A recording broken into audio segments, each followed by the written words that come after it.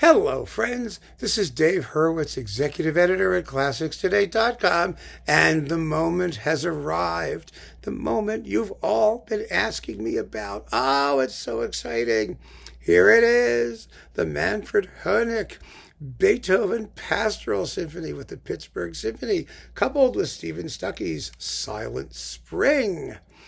Which is also a nature piece. So they go together, kind of, although the styles are very different. Oh, I have heard, excuse me, I have an itch there. There we go. I have heard so many things about this performance. The rumors, oh my goodness, that he puts piccolo parts in where the flutes are, that he has the players stomp their feet during the rustic dance part of the scherzo. And they're all true. Oh my goodness, yes. And what is my final judgment of this? Well, I'm going to talk about it in detail, but I want to say straight out, it's a great performance. It's wonderful. I adored it. I thought it was fabulous. It was fresh and interesting and full of good ideas. Okay, so they're a little bit Leopold Stokowski-like. You know? I mean, Leopold Stokowski in Tchaikovsky's Fifth Symphony put the flute parts up an octave for piccolo in the finale, you know, when it's going, you know, that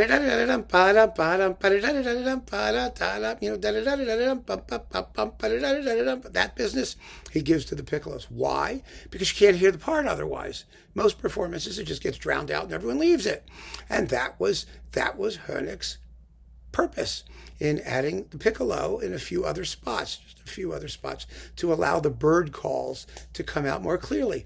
Now, I would argue that in the first movement, you can hear them well enough. You don't really need a piccolo, but what the hell? If it helps a little, there is nothing wrong with a little bit of orchestral retouching. Because, first of all, Beethoven's scores are full of problems of balance, and no one plays his music without retouching it, particularly not the ninth. Yeah, that always gets fixed. It has to, otherwise it's not performable, basically. You know, so I don't buy all of the, you know, umbrage and you know, sort of, what do you call it, self-righteousness and sanctimony when it comes to that. And as for the foot stomps, well, supposedly they do it. But if you did not know that they were doing it, you'd never hear it. You don't know it all. All you hear is heavily accented yum ba dum bum ba dum bum ba dum bum bum bum bum bum bum bum. You know, you don't hear like stomp. It's not like the hammer blows in Mahler's Sixth Symphony. You just hear very well accented playing. So if it works to bring out those accents, I'm all for it. I think it's perfectly fine. And as you know, I have been quite a critic of Honeck. So why do I think these retouchen, as Mahler would have called his reorchestration of Schumann? I mean, folks, people do this all the time. Most of the time, they just shut up about it, which I wish Honeck would do. I wish he would stop talking and let the music speak for itself. I really do.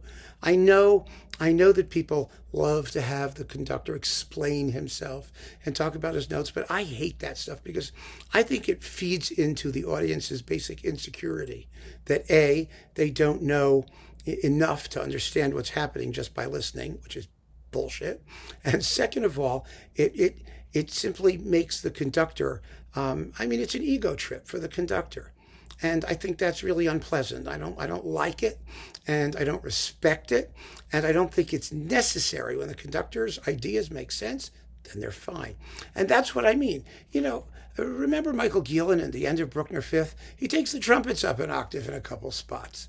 And does anyone complain about it? No, of course not. Why? Because it's Michael Gielan. Michael Gielan of the serious Second Viennese School post-Schoenbergian avant-garde. Therefore, it must be okay because he's serious. Well, you know, what's good for the goose is good for the gander. Honeck is no less serious. And he deserves to be taken seriously as long as the ideas actually support what the music wants to say. Now, that has not always been the case, as you know, not with his Beethoven and not with, like, for example, Tchaikovsky's Fourth, which he monkeys around with inexcusably. There are things that you can do that enhance what the music is trying to say and things that you can do that absolutely well, crap all over what the music is trying to say. Here, he's in enhance mode. And the result is a pastoral symphony that doesn't sound like anybody else's. It's extraordinarily fresh and fun to listen to. He has a million ideas about, little rubato and accents and dynamics, but they all follow the music's flow. And one of the ways I could at least find out if a pastoral is going to be tolerable or not is by looking at timings. I mean, they don't tell you what happens internally, but they do give, in this piece, they do give you a sense, particularly that of the second movement. So the timings are 11 minutes and a little bit for the first movement with exposition repeat, which means that it's rather swift and wonderfully fresh for that reason, full of real country-like feeling and impetus and flow, and it's happiness. It's supposed to be happiness. It's cheerful feelings on coming to the countryside. And yes, that's what we get. Next is the scene by the brook. Now, that's the thing that usually dies. And I set an arbitrary limit for that in most performances. Not all, but most. And that's about 12 minutes. Well, here we're 11:49. Yay! That brook flows as it must. It really flows. It's absolutely gorgeous. The string playing is heavenly. It's just amazing. And this is Pittsburgh. The horns are just great. Oh my God. The horns are fabulous. The whole sound of the orchestra has that vernal freshness that this music needs. And boy, do they sound beautiful. Then we get, of course, the merry assembly of country folk stomping. And you do have stomping, yes, but you have fabulous hunting horns, amazing woodwinds, full of personality, the clarinets and the bassoons, and if he throws a little piccolo in there, great. It sounds just marvelous. It really does. It works perfectly. The thunderstorm is a big, loud, mean thunderstorm, as you might expect. In this performance, it's extremely graphic. In fact, this really is a painting with tones kind of performance. It's a very programmatic performance. There's nothing abstract about it at all. It does exactly what the movement titles say it's supposed to be doing. And that's perfectly legitimate. There are many other ways to do the music, but this is perfectly fine. And then the finale, the Shepherd's Song, 9 minutes and 57 seconds, gorgeous, with an absolutely transplendent final climax, the part in, Fantasia where the chariot is, zipping across the setting sun and, Apollo or whoever's driving it's going, "Hi, folks. Hey, what's up?" So maybe it's a little technicolor aspect of the performance. Again, a little showmanship. It's in the music. It's all in the music. And I find this performance to be an absolute celebration that will make you listen to it with fresh ears. So I recommend it very strongly and accordingly. Now, let's talk about the coupling. Steven Stucky, Silent Spring.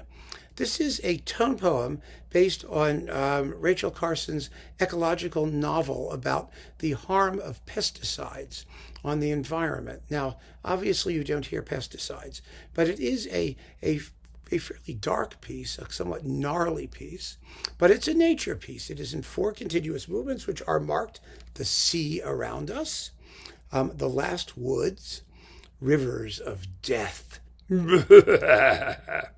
and finally, Silent Spring, the last of which is really a very, very beautifully managed 4-minute long diminuendo. It's quite evocative. The music is sort of atonal, not difficult to listen to, very colorful, shapely, not too long. It doesn't outstay its welcome.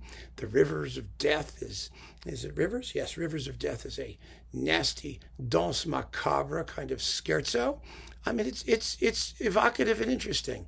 And it makes a wonderful contrast to the Beethoven, because both, of course, are nature pieces, but of a very, very different kind. So I like the programming. The performances are magnificent. The sound is magnificent. The playing is magnificent. And Honeck's conducting is pretty damn magnificent, I gotta tell you. So there you go. I know some of you were hoping that I would sort of go ballistic because of the stomping and the piccolos and whatnot, but no, my friends. The ear always has to be the judge. You always have to listen with an open mind. I didn't want to prejudge it. I wanted to hear it. And having heard it, I can say without equivocation that it is magnifique, absolutely beautiful, and certainly worth listening to, and a reason to have yet another recording of the Pastoral Symphony, which is no mean accomplishment, let's face it, especially in this repertoire.